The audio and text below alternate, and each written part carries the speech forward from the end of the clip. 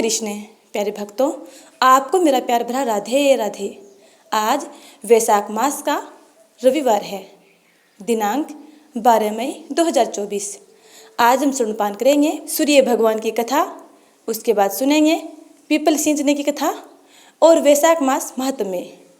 कथा शुरू करने से पहले यदि आपने चैनल को सब्सक्राइब नहीं किया है तो सब्सक्राइब कर बेल आइकन को जरूर दबा लीजिएगा, ताकि आगे आने वाली वीडियो की नोटिफिकेशन आप तक टाइम पर पहुंचते रहें।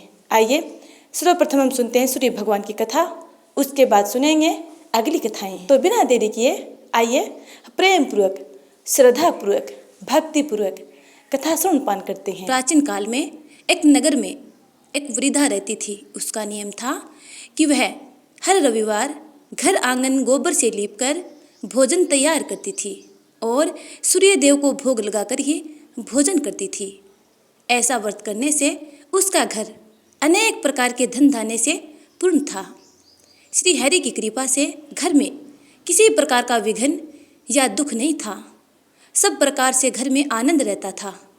इस तरह कुछ दिन बीत जाने पर उसकी एक पड़ोसन, जिसकी गौ का गोबर वह वृद्धा लाया करती थी, विचार करने लगी कि यह वृद्धा हमेशा मेरी गाय का गोबर ले जाती है, इसलिए अपने गौ को घर के भीतर बांधने लग गई।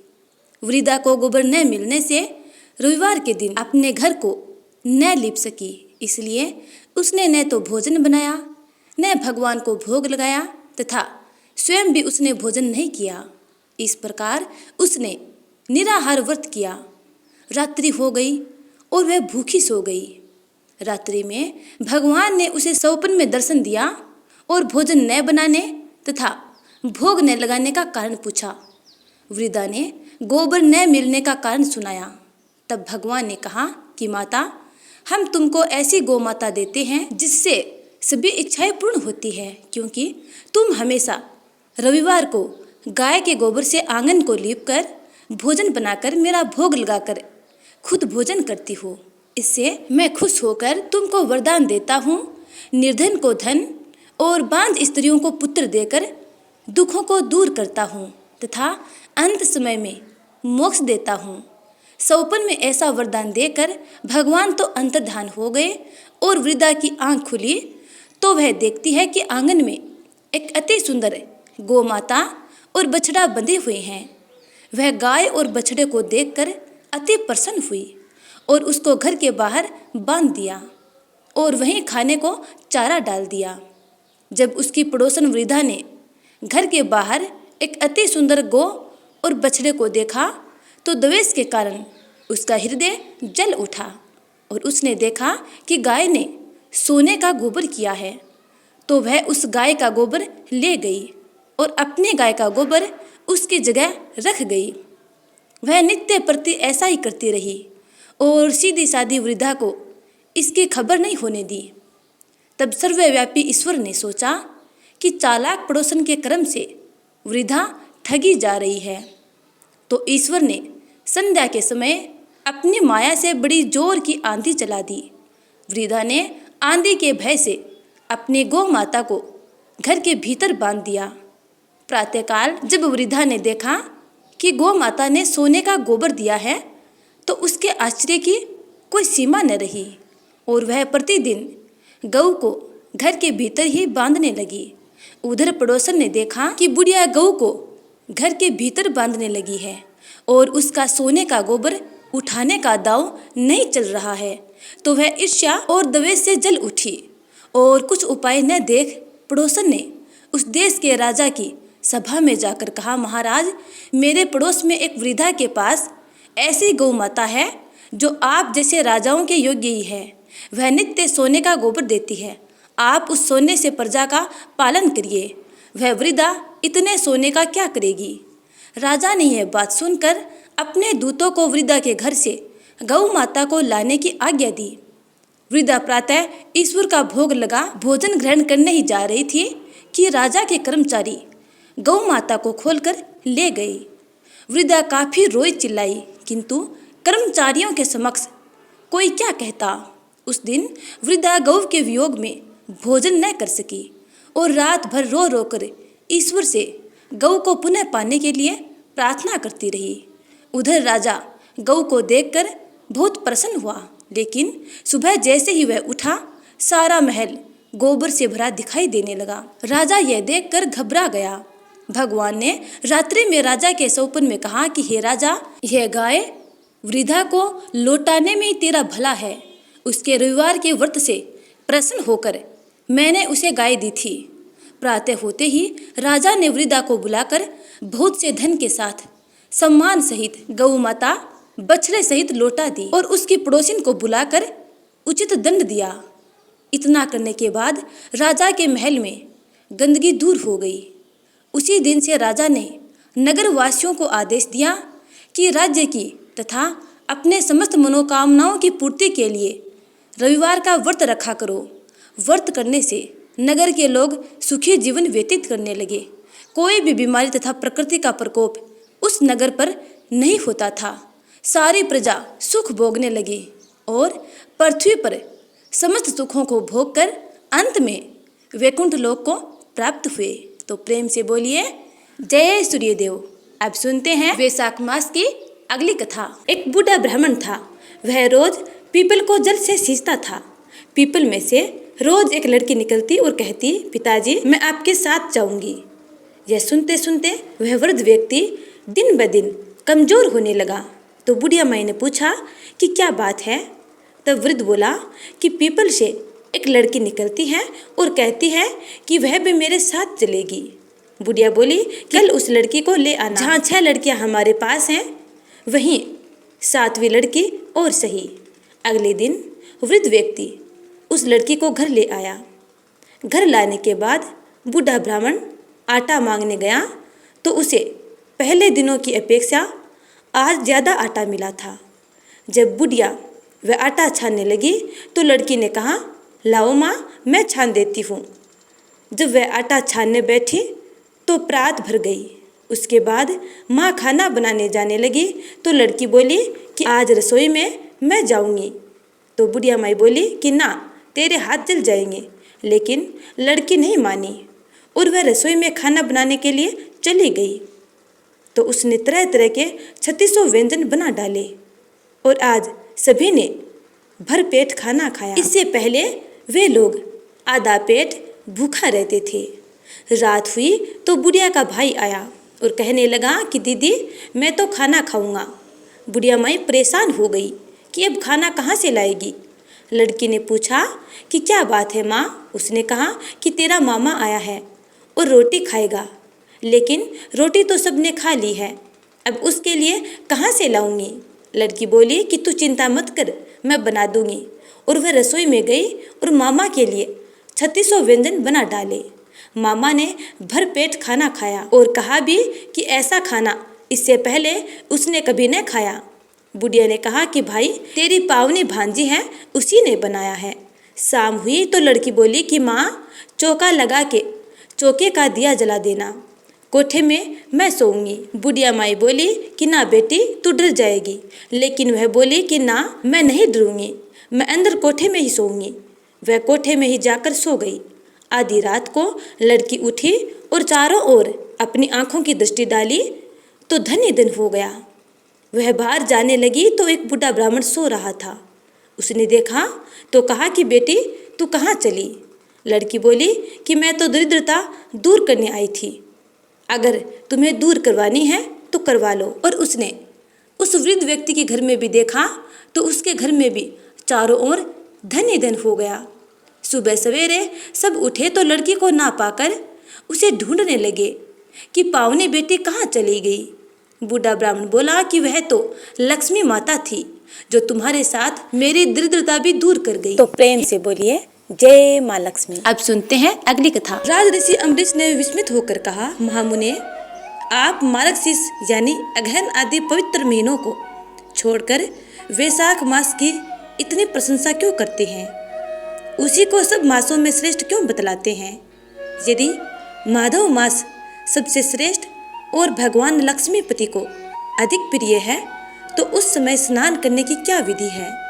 वैशाख मास में किस वस्तु का दान, कौन सी तपस्या तथा किस देवता का पूजन करना चाहिए? कृपा निधे उस समय किए जाने वाले पुण्य कर्म का आप मुझे उपदेश कीजिए। सद्गुरु के मुख से उपदेश की प्राप्ति दुर्लभ होती है। उत्तम देश और काल का मिलना भी बड़ा कठिन होता है। राज्य प्राप्ति आदि दूसरे कोई भी भाव हमारे हृदय को इतनी शीलता नहीं प्रदान करते जितने कि आपका समागम। नारद जी ने कहा, राजन सुनो, मैं संसार के हित के लिए तुमसे माधव मास की विधि का वर्णन करता हूँ, जैसा कि पूर्व काल में ब्रह्मा जी ने बतलाया था। पहले तो जीव का भारतवर्ष में जन्म होना ही दुर्लभ है। उससे भी अधिक दुर्लभ है वहाँ मनुष्य की योनि में जन्म। मनुष्य होने पर भी अपने अपने धर्म के पालन में प्रवृत्ति होना बड़ा कठिन है। उससे भी अत्यंत दुर्लभ है भगवान वासुदेव में भक्ति और उसके होने पर भी माधव मास में स्नान आदि का सुयोग मिलना तो अत्यंत कठिन है। माधव मास यानी माधव यानी लक्ष्मीपति श्री हरि विष्णु को अत्यंत प्रिय है। माधव यानी वैशाख मास को पाकर जो विधि पूर्वक स्नान, दान तथा जप आदि का अनुष्ठान करते हैं वे ही मनुष्य धन्य एवं कृतकृत्य हैं। उनके दर्शन मात्र से पापियों के भी पाप दूर हो जाते हैं और वे भगवत भाव से भावित होकर धर्माचरण के अभिलाषी बन जाते हैं। वैशाख मास के जो एकादशी से लेकर पूर्णिमा तक अंतिम 5 दिन हैं वे समूचे महीने के समान महत्व रखते हैं। राजेंद्र, जिन लोगों ने वैशाख मास में भली भांति के उपचारों द्वारा मधु दैत्य के मारने वाले भगवान लक्ष्मीपति का पूजन कर लिया, उन्होंने अपने जन्म का फल पा लिया।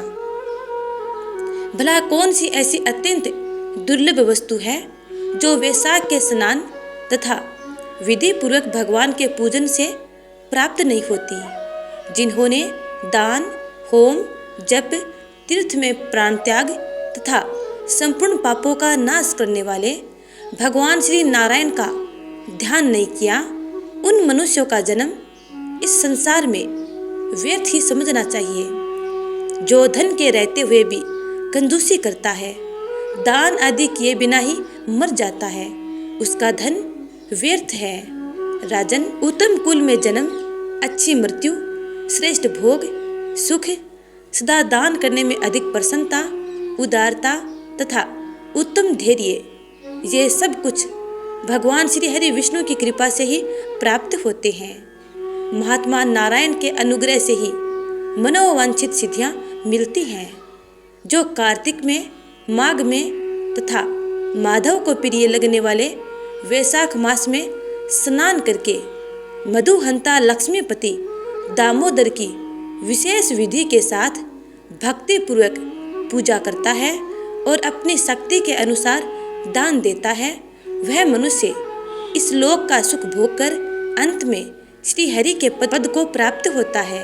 धूप जैसे सूर्योदय होने पर अंधकार नष्ट हो जाता है, उसी प्रकार वैशाख मास में प्रातः स्नान करने से अनेक जन्मों की उपार्जित पाप राशि नष्ट हो जाती है। यह बात ब्रह्मा जी ने मुझे बताई थी। भगवान श्री विष्णु ने माधव मास की महिमा का विशेष प्रचार किया है। अतः इस महीने के आने पर मनुष्यों को पवित्र करने वाले पुण्य जल से परिपूर्ण गंगा तीर्थ, नर्मदा तीर्थ, यमुना तीर्थ अथवा सरस्वती तीर्थ में सूर्योदय से पहले स्नान करके भगवान मुकुंद की पूजा करनी चाहिए। इससे तपस्या का फल भोगने के पश्चात अक्षय स्वर्ग की प्राप्ति होती है। भगवान श्री नारायण अनामय, रोग व्याधि से रहित हैं। उन गोविंद देव की आराधना करके तुम भगवान का पद प्राप्त कर लोगे। राजन, देवादिदेव लक्ष्मीपति पापों का नाश करने वाले हैं। उन्हें नमस्कार करके चैत्र की पूर्णिमा को इस व्रत का आरंभ करना चाहिए। व्रत लेने वाला पुरुष यमनियों का पालन करे, शक्ति के अनुसार कुछ दान दे, हविष्यान भोजन करे, भूमि पर सोए, ब्रह्मचर्य व्रत में दृढ़ता पूर्वक स्थित रहे तथा हृदय में भगवान श्री नारायण का ध्यान करते हुए कृच्छ्र आदि तपस्याओं के द्वारा शरीर को सुखाए। इस प्रकार नियम से रहकर जब वैशाख की पूर्णिमा आए उस दिन मधु तथा तिल आदि का दान करे। श्रेष्ठ ब्राह्मणों को भक्ति पूर्वक भोजन कराए, उन्हें दक्षिणा सहित धेनु दान दे तथा वैशाख स्नान के व्रत में जो कुछ त्रुटि हुई हो उसकी पूर्णता के लिए ब्राह्मणों से प्रार्थना करे। भूपाल, जिस प्रकार लक्ष्मी जी जगदीश्वर माधव की प्रिया है, उसी प्रकार माधव मास भी मधुसूदन को बहुत प्रिय है। इस तरह उपयुक्त नियमों के पालन पूर्वक 12 वर्षों तक वैशाख स्नान करके अंत में मधुसूदन की प्रसन्नता के लिए अपनी शक्ति के अनुसार व्रत का उद्यापन करें। अम्बरीश, पूर्व काल में ब्रह्मा जी के मुख से मैंने जो कुछ सुना था वह सब वैशाख मास का माहात्म्य तुम्हें बता दिया। अम्बरीश ने पूछा, मुने, स्नान से परिश्रम तो बहुत थोड़ा है, फिर भी उससे अत्यंत दुर्लभ फल की प्राप्ति होती है। मुझे इस पर विश्वास क्यों नहीं होता है? मुझे मोह क्यों हो रहा है? नारद जी ने कहा, राजन, तुम्हारा संदेह ठीक है। थोड़े से परिश्रम के द्वारा महान फल की प्राप्ति असंभव सी बात है। तथापि इस पर विश्वास करो, क्योंकि यह ब्रह्मा जी की बताई हुई बात है। धर्म की गति सूक्ष्म होती है, उसे समझने में बड़े बड़े पुरुषों को भी कठिनाई होती है। श्री हरि की शक्ति अचिंत्य है, उनकी कृति में विद्वानों को भी मोह हो जाता है। विश्वामित्र आदि क्षत्रिय थे, किंतु धर्म का अधिक अनुष्ठान करने के कारण वे ब्राह्मणत्व को प्राप्त हो गए। अतः धर्म की गति अत्यंत सूक्ष्म है। भूपाल, तुमने सुना होगा, अजामिल अपनी धर्म पत्नी का परित्याग करके सदा पाप के मार्ग पर ही चलता था। तथापि मृत्यु के समय उसने केवल पुत्र के स्नेहवश नारायण कहकर पुकारा। पुत्र का चिंतन करके नारायण का नाम लिया, किंतु इतने से ही उसको अत्यंत दुर्लभ पद की प्राप्ति हुई। जैसे अनिच्छा पूर्वक भी यदि आग का स्पर्श किया जाए तो वह शरीर को जलाती ही है, उसी प्रकार किसी दूसरे निमित्त से भी यदि श्री गोविंद का नामोच्चारण किया जाए तो वह पाप राशि को भस्म कर डालता है। जीव विचित्र है, जीवों की भावनाएं विचित्र है, कर्म विचित्र है तथा कर्मों की शक्तियां भी विचित्र है। शास्त्र में जिसका महान फल बताया गया है वही कर्म महान है, फिर वह अल्प परिश्रम साध्य हो या अधिक परिश्रम साध्य हो। छोटी सी वस्तु से भी बड़ी से बड़ी वस्तु का नाश होता देखा जाता है। जरा सी चिंगारी से बोझ के बोझ तिनके स्वाहा हो जाते हैं। जो श्री कृष्ण के भक्त हैं उनके अनजान में किए हुए हजारों हत्याओं से युक्त भयंकर पातक तथा चोरी आदि पाप भी नष्ट हो जाते हैं। वीर, जिसके हृदय में भगवान श्री विष्णु की भक्ति है, वह विद्वान पुरुष यदि थोड़ा सा भी पुण्य कार्य करता है तो वह अक्षय फल देने वाला होता है। अतः माधव मास में माधव की भक्ति पूर्वक आराधना करके मनुष्य अपनी मनोवांछित कामनाओं को प्राप्त कर लेता है। इस विषय में संदेह नहीं करना चाहिए। शास्त्रोक्त विधि से किया जाने वाला छोटे से छोटे कर्म क्यों न हो, उसके द्वारा बड़े से बड़े पाप का भी क्षय हो जाता है अथवा नष्ट हो जाता है तथा उत्तम कर्म की वृद्धि होने लगती है। राजन, भाव तथा भक्ति दोनों की अधिकता से फल में अधिकता होती है। धर्म की गति अति सूक्ष्म है, वह कई प्रकारों से जानी जाती है। महाराज, जो भाव से हीन है, जिसके हृदय में उत्तम भाव एवं भगवान की भक्ति नहीं है, वह अच्छे देश तथा काल में जा जाकर जीवन भर पवित्र गंगा जल से नहाता और दान देता रहे तो भी कभी शुद्ध नहीं हो सकता। ऐसा मेरा विचार है। अतः अपने हृदय कमल में शुद्ध भाव की स्थापना करके वैशाख मास में प्रातः स्नान करने वाला जो विशुद्ध चित्त पुरुष भक्ति पूर्वक भगवान लक्ष्मीपति की पूजा करता है, उसके पुण्य का वर्णन करने की शक्ति मुझ में भी नहीं है। अतः भूपाल, तुम वैशाख मास के फल के विषय में विश्वास करो। छोटा सा शुभ कर्म भी सैकड़ों पाप कर्मों का नाश करने वाला होता है। जैसे हरि नाम के भय से राशि राशि पाप नष्ट हो जाते हैं, उसी प्रकार सूर्य के मेष राशि पर स्थित होने के समय प्रातः स्नान करने से तथा तीर्थ में भगवान की स्तुति करने से भी समस्त पापों का नाश हो जाता है। जिस प्रकार गरुड़ के तेज से सांप भाग जाता है, उसी प्रकार प्रातःकाल वैशाख स्नान करने से पाप पलायन कर जाते हैं। यह निश्चित बात है। जो मनुष्य मेष राशि के सूर्य में गंगा या नर्मदा के जल में नहाकर 1, 2 या तीनों समय भक्ति भाव के साथ पाप प्रशमन नामक स्तोत्र का पाठ करता है, वह सब पापों से मुक्त होकर परम पद को प्राप्त होता है। अब सुनते हैं गणपति बप्पा की कथा। एक बार गणपति बप्पा पृथ्वीलोक पर घूमने के उद्देश्य से धरती पर आए और वे हरे भरे खेतों से गुजर रहे थे। अचानक उनके मन में हरे भरे खेत में हाथ फेरने की इच्छा हुई और उन्होंने उन हरे भरे खेतों में हाथ फेर दिया। जैसे ही उन्होंने हाथ फेरा तो उनके हाथों में 12 दाने अनाज के आ गए। फिर गणपति बप्पा मन में दावा करने लगे कि मैंने तो सेठ के यहाँ से चोरी कर ली। तब गणेश जी अपनी चोरी के दोष को मिटाने के लिए सेठ जी के यहाँ 12 साल की नौकरी करने लग गए। एक दिन सेठानी राख से हाथ धोने लगी तो गणेश जी ने सेठानी का हाथ पकड़कर मिट्टी से हाथ धुलवा दिए। सेठानी सेठ जी से बोली कि ऐसा क्या नौकर रखा है, नौकर होकर उसने मेरा हाथ पकड़ लिया।